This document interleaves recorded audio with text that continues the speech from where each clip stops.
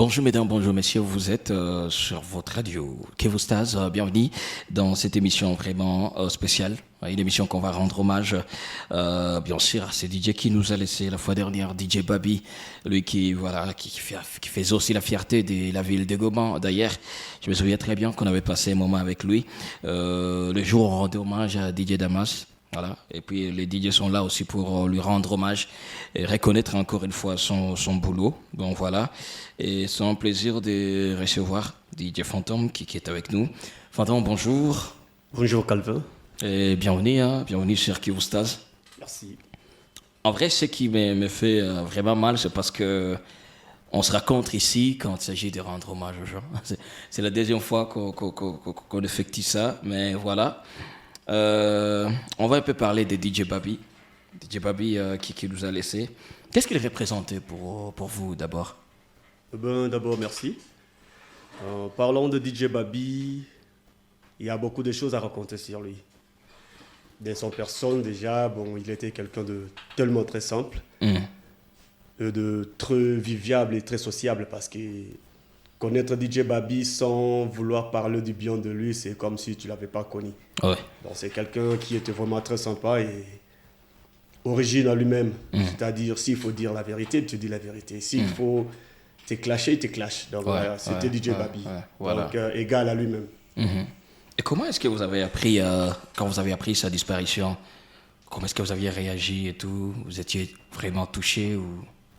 Bon, la disparition, c'est toujours quelque chose qui fait toujours mal. Ouais. Il n'y a pas quelqu'un qui peut prendre une disparition comme un plaisir. Oui, ça affecte toujours et ça a affecté. Et d'ailleurs, moi, j'étais hors ligne. C'est quelqu'un qui m'a fait un appel en me disant que tu sais que DJ Babi est mort. C'est pas vrai. Ouais. Directement, en entrant sur ligne, j'ai compris que, parce que j'ai vu que c'est tout le monde qui affichait les statuts. C'était quelque chose de choquant parce que oui, il était un peu malade, pas trop malade, c'est-à-dire c'est pas quelqu'un à qui on attendait que non, il est malade et on attend, mais brusquement comme ça a vraiment choqué. Voilà, c'est vrai, on était touché par cette disparition inopinée de DJ Babi. Vous l'avez connu en quelle année? J'ai connu Babi en 2014 quand je suis arrivé à Goma. Oui, c'est parmi le clan des gens qui parlent le lingala qui m'ont accueilli. Ouais, c'est là que je l'ai connu. Il était encore à Ibiza, je pense. C'est là que je l'ai connu. Avec un très long parcours, j'ai beaucoup appris et beaucoup de bons souvenirs de DJ Babi. Voilà. Nous sommes aussi avec Chiki qui est aussi parmi ses proches. Chiki, bonjour, Mbote. Et à tous et à tous les auditeurs de Kivostar. Ouais. Je profite aussi à dire merci pour tout, merci pour ce que vous avez rendu pour qu'on puisse enterrer notre frère bien. Je vous remercie vraiment pour tout. Voilà. Merci. Qu'est-ce qu'il est représenté pour toi également, DJ Babi? Ouais, Babi, en fait, il était déjà comme un frère. Il était déjà comme un frère. Comme mon frère, confrère, il vient de dire ici, si on voulait parler, tout ça va prendre beaucoup de temps. Babi, il était comme un frère. Si je peux raconter de petites histoires, c'est lui qui m'avait même motivé de venir ici à Nord Kivu. Parce que quand je quittais Akin, j'étais à Bukavu. Lui, il travaillait chez Temba, moi j'étais à Kiss Club. Je vivais un peu de temps chez lui à la maison pour que je puisse bien m'installer à Bukavu. Okay. Il m'a expliqué le terrain ici à Bukavu pour s'en sortir, il faut éviter ça et ça. Ouais, j'avais essayé un peu d'appliquer ça. J'avais vu aussi la réussite. Après un moment, il avait venu ici à Goma. Moi, je restais à Bukavu de 2018 jusqu'à 2020, si je ne me trompe pas. Je suis revenu encore ici. Je venais ici encore à Goma. C'était lui, Patrick, c'est lui qui m'avait branché le marché même de Pili. Okay. Il m'avait ramené chez un Indien, lui aussi il était déjà mort, Alphaz. Il m'avait présenté, non, c'est notre frère, il vient de Kin, mais il vivait à Bukavu. Il vient ici à Goma pour prendre le vol de Kinshasa. Okay. C'était un secteur vendredi comme ça. L'Indien m'a dit, non, pas de problème, si c'est un DJ, on peut les placer même le dimanche, si son vol c'est lundi. On a eu un peu de temps, on a discuté. Le samedi, Babi aussi m'a accompagné à Pili, je visitais l'endroit.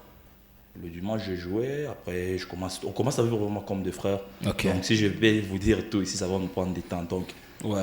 son disparition, vraiment, je ne sais pas comment je peux vous dire. Mais comme on dit toujours, soldat, même monsieur, il est mort, on ne peut pas s'arrêter là. Ça, c'est vrai. Mais c'est un frère. Ouais. C'est un frère, vraiment. Voilà, on sent qu'il est représenté trop sur vous. Yannès, même chose. D'ailleurs, Yannès, tu passais beaucoup plus de temps avec DJ Babi. Vous travaillez ensemble. Oui, oui. Voilà, vous étiez même une référence parce que je me souviens, les premières personnes que j'avais contactées, tu étais parmi parce que vous étiez vraiment proches. Comment est-ce que tu avais. Comment est-ce que tu peux nous raconter un peu comment est-ce que tu vivais avec DJ Babi? De mon côté, vraiment, j'ai pas beaucoup à dire parce que Babi, il était comme un frère. Pas pour moi, pour tous les DJ. Ouais. Moi, je l'appelais baptiseur des noms. Babi, il baptisait les clients, les noms. On a travaillé avec Babi chez Saloon, mais j'ai connu Babi depuis 2018. C'était lui, il travaillait chez Ibiza. Moi, je faisais juste donc, on m'invitait souvent là-bas, Babi, il était un type bien. Il était accueillant. Vraiment, j'ai beaucoup à dire pour le cas de Babi. Mais lorsqu'on s'est rencontrés chez Saloon, on a vécu moi et lui comme des frères, pas comme des collègues de service. Il m'a orienté, je l'ai orienté. S'il y a une petite chose qu'on va trouver, moi et lui, on partageait comme des frères. Lorsqu'il était malade, j'ai compris que c'est normal, c'est la maladie, ça peut arriver, ça peut passer. Après la maladie, il était hospitalisé 2 fois. Après d'être hospitalisé, les dimanches, donc 4 jours avant sa mort, on était avec lui chez Kivolava, il était bien, mais il n'était pas dans son mood. Après là, il a réchité jusqu'à sa mort. Ça nous a fait du mal, on n'a pas su comment comprendre ça parce qu'on était proche de lui. Et c'est quoi cet héritage que Babi t'a laissé? De mon côté, l'héritage que Babi m'a laissé, c'est la passion de la musique congolaise. Parce que moi, de mon côté, la musique congolaise, je ne suis pas dans les moods. C'est pas ton genre et tout. C'est pas mon genre, oui. Mais avec Babi, il m'a laissé cette inspiration. Même s'il n'est pas là, il peut être absent, il peut être malade. Les jours où il était malade, c'est moi qui gérais la soirée, même dans la musique congolaise. Parce que j'étais déjà intéressé par son rythme là. Et j'étais vraiment dans les bains avec le rythme dans la musique congolaise, Voilà. Alors, on va un peu tourner vers Bonardo. Bonardo, c'est pas pour vous également. C'est quoi les grands souvenirs que vous gardez de DJ Babi? En fait, le grand souvenir que je garde de DJ Babi, c'est ce côté, son humour. En fait, quand vous êtes ensemble sur une table, il va vous raconter des histoires, il va vous faire rire. Il va oublier, même les rivalités de nos boulots, il laisse de côté, il nous dit non, mon cher, on est des frères, on ne doit pas se quereller, on doit être ensemble. S'il y a du temps, il faut prendre un peu de temps d'être ensemble, de partager. Tout ça. Il était vraiment cool. Vraiment. Très bien. Alors, je vais revenir un peu chez Fantôme. Est-ce que, et comment est-ce que ça se passe dans votre monde? Nous ne sommes pas trop dans le monde des DJ. Est-ce que cet amour, cette union entre les DJ, c'est quand juste il y a des événements malheureux, qu'on sent que les DJ seront ensemble, ou carrément vous êtes unis toujours? Parce que c'est vrai, dans le monde artistique, on sent toujours qu'il y a quelque chose, des fois ça ne marche pas. Oui, un gars bien, oui, un gars. Et vous également, de votre côté, qu'est-ce qui se passe? Merci. On évolue. Bon, pas trop en cohérence, mais on essaye quand même de faire l'effort. Pourquoi je dis ça? Parce qu'il y a une espèce de complexe entre nous, les DJs. Donc, il y a une petite différence entre ceux qui travaillent en ville et ceux qui travaillent dans les bas-fonds. Vous comprenez un peu? C'est-à-dire, pour moi, je ne vois pas cette différence-là. Mais tu sens que quand il y a chez les autres, tu le sens vraiment. Bon, c'est-à-dire, une bassesse d'un peu de niveau pour dire que bon, petit, ça va, la toka a coulé. Bon, nous ici, parlons de l'amour, oui, on a cet amour-là. Non seulement on se réunit quand il y a des mais dans le monde DJ, surtout au Nord Kivu, il y a une association qui existe et qui réunit le DJ. Pas seulement pour des moments de tristesse, mais aussi pour des moments de joie, comme des mariages, des anniversaires, des naissances de famille. Donc, c'est un peu ça. Très, très, très, très bien. Alors, bon, c'est déjà bon, c'est vraiment un très, très bon exemple à suivre.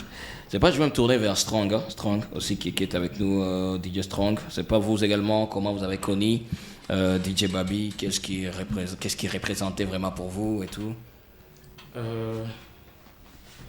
J'ai connu DJ Babi à Bukavu. C'était chez Temba à Bukavu. Ouais. Des fois, j'ai oublié. Et puis, quand je suis revenu ici à Goma, je l'ai rencontré chez Ibiza. Ouais. On n'avait pas vraiment une connaissance là, un peu trop, mais c'était quand même un grand frère, un grand ami. Voilà. Voilà. Alors, c'est vrai. Et puis, on va toucher un peu le monde artistique. Cisco Raga. Alors, voilà, DJ Babi. Est-ce qu'on peut dire que c'est également parmi les gens qui soutenaient la musique de Goma, de Kivu? Ben, en fait, moi, personnellement, on se voyait rarement, parce que moi, je ne suis pas trop dans le boîte. Mais au moins, ce que je savais, qu'elle jouait ma musique, elle me disait toujours courage. On n'était pas tellement proches, mais quand elle me voyait, elle me disait star, courage. Courage, tout simplement, voilà. C'est ça ce que je peux retenir de lui. Moi, personnellement, je me dis, nous sommes obligés de travailler pour honorer la mémoire de tous ces gens qui nous soutenaient, comme DJ Damas, comme DJ Babi. Et quand on fera fort, ça serait de les rendre fiers et d'honorer positivement leur mémoire. Important.